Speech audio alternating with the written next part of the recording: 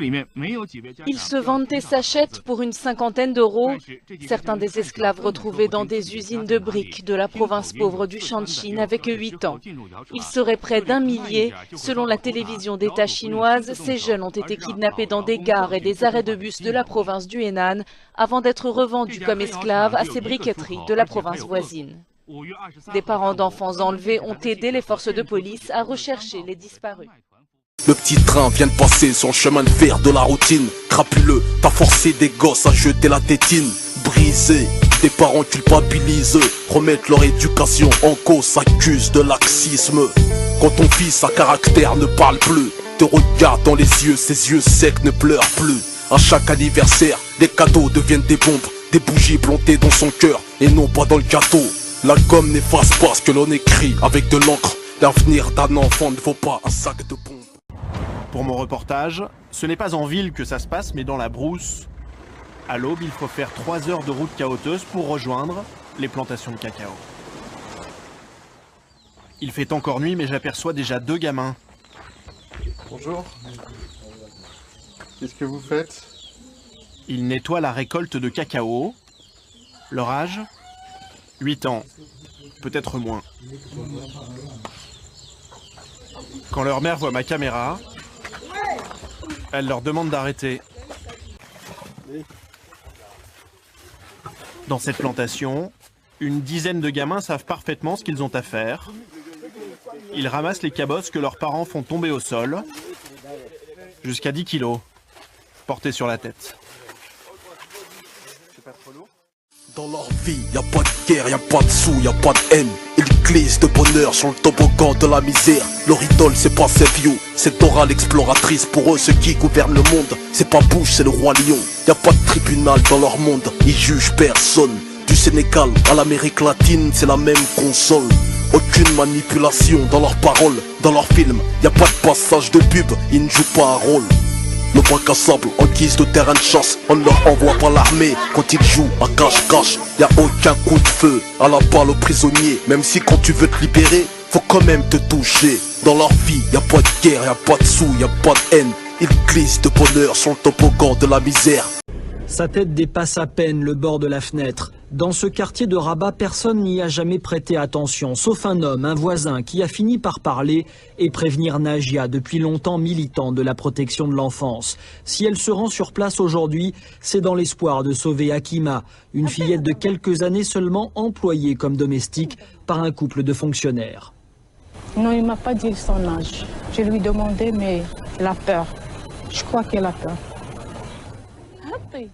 La cuisine, le ménage, 7 jours sur 7, Hakima est une esclave des temps modernes. Seulement, faute de plainte, Najia cette fois-ci repart impuissante. Elle est pourtant plus que jamais déterminée à dénoncer le fléau des petites bonnes, sujet d'actualité au Maroc depuis qu'un tribunal s'intéresse au cas d'un juge et de sa femme suspectés de sévices sur leur employé de maison. Il y aurait au Maroc 600 000 enfants de moins de 15 ans au travail, la plupart dans l'agriculture ou l'artisanat, comme ici, dans cette menuiserie aujourd'hui contrôlée par une équipe d'inspecteurs du travail. Le patron a de toute évidence recours à cette main-d'œuvre docile et surtout bon marché. Pas de bulletin de salaire, pas de papier, rien pour prouver que le garçon a plus de 16 ans.